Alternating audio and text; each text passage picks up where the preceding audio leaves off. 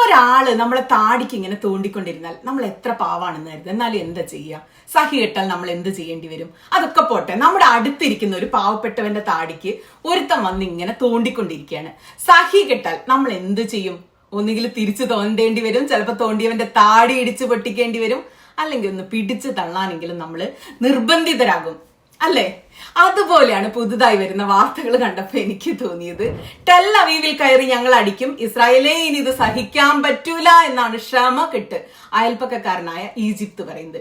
ജൂതമത വിശ്വാസ പ്രകാരം യഹോവയായ ദൈവം നാം ജീവിക്കുന്ന ഈ ഭൂമിയിൽ ആദിമ മനുഷ്യരായ ആദാമിനെയും ഹവ്വയെയും സൃഷ്ടിച്ചിട്ട് ഇന്നലെയും ഇന്നുമായി 5785 വർഷങ്ങൾ കഴിഞ്ഞിരിക്കുന്നു.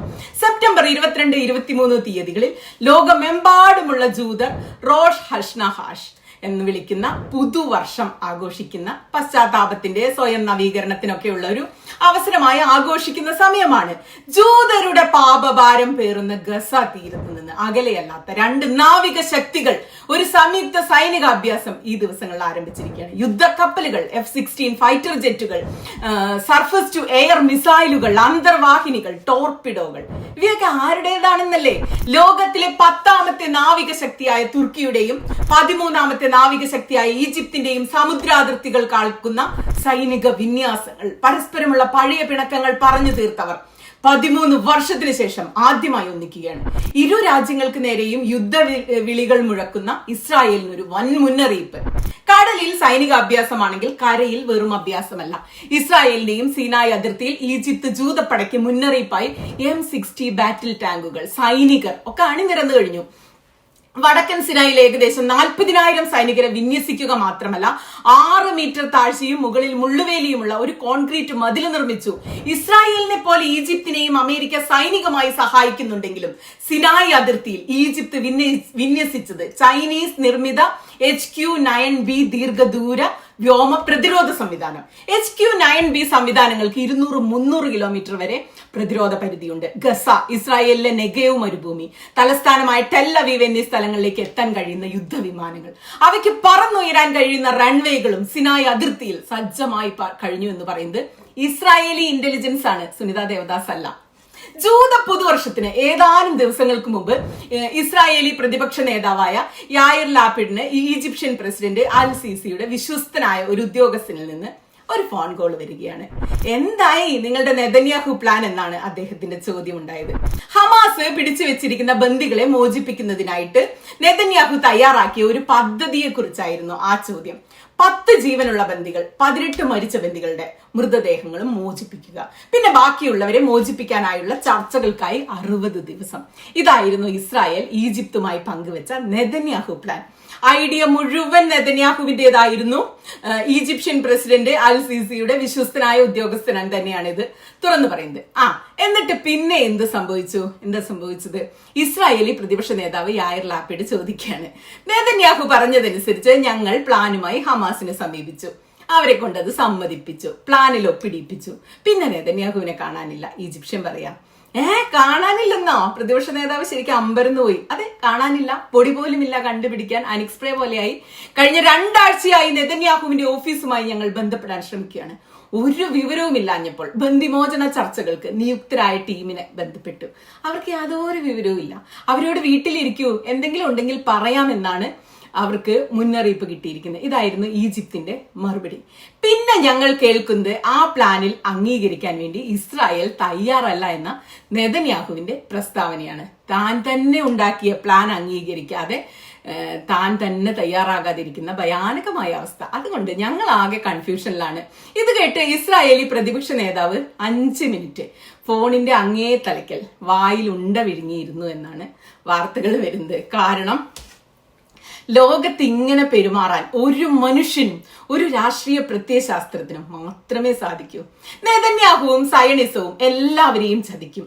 ഒരു കൈകൊണ്ട് പ്രതീക്ഷ പണിയുകയും മറു കൈകൊണ്ട് അത് തകർക്കുകയും ചെയ്യുന്ന ഒരു പ്രത്യേക തരം സൈക്കോ ആണ് ഈ മനുഷ്യൻ. ഇങ്ങനെ ഒരാളെ ഇഷ്ടപ്പെടാൻ സംഘികൾക്കും സയണിസ്റ്റുകൾക്കും മാത്രമേ കഴിയൂ. ഇസ്രായേൽ അതിർത്തിയിൽ ഈജിപ്ത് സൈനിക വിന്യാസം ശക്തമാക്കിയതിന് ഒരു കാരണം ഈ ചതി കൂടിയാണ്.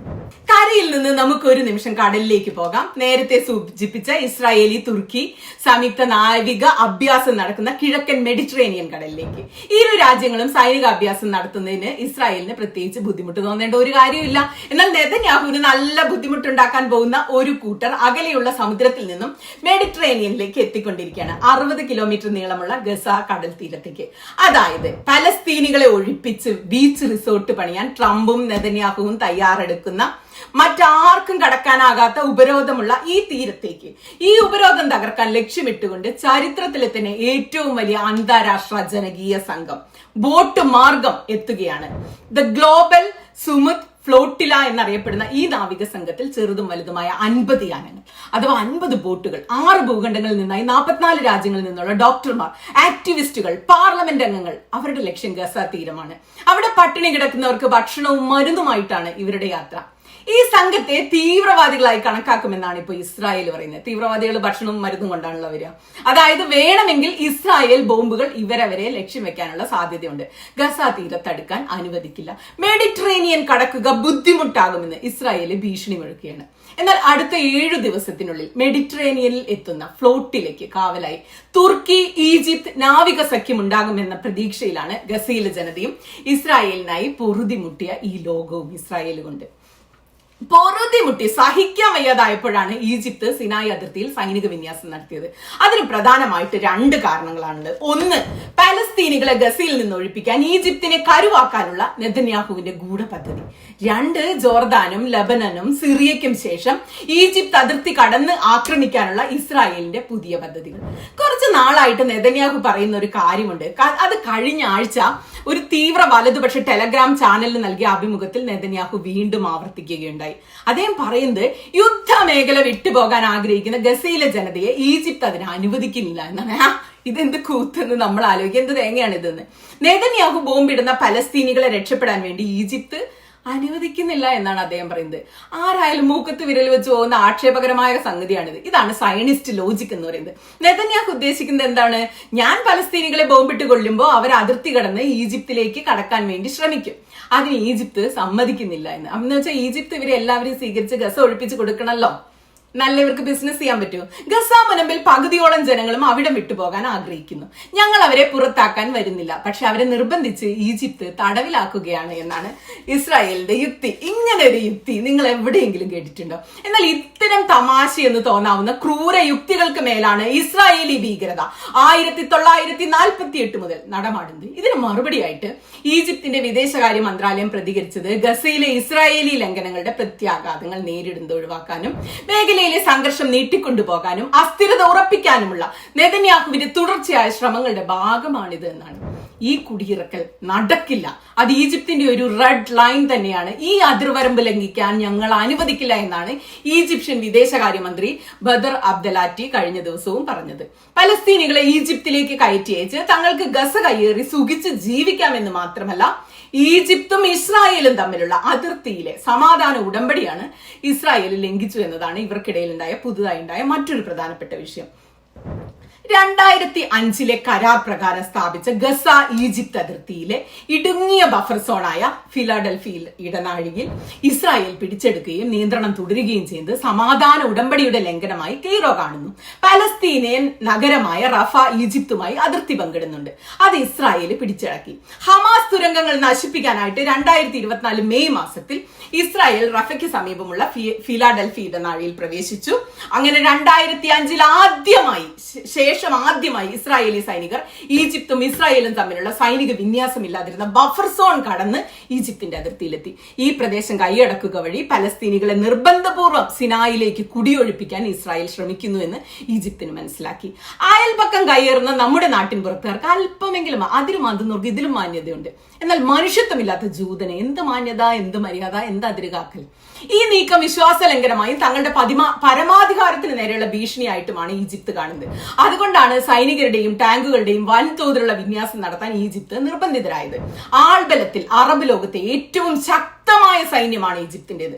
തങ്ങളുടെ കൈവശമുള്ള അമേരിക്കൻ പടക്കോപ്പുകൾ ഇസ്രായേൽ അതിർത്തിയിൽ വിന്യസിക്കാതെ ചൈനീസ് പടക്കോപ്പുകളാണ് ഇസ്രായേലിന് നേരെ തിരിച്ചു വെച്ചതിൽ ഒരു കൃത്യമായ രാഷ്ട്രീയമുണ്ട്. അത് നെതന്യാഹുവിനുള്ള മുന്നറിയിപ്പ് മാത്രമല്ല കേട്ടോ, അങ്ങേരുടെ ഡാഡി ട്രംപിനും കൂടിയുള്ള ഒരു മുന്നറിയിപ്പാണ്.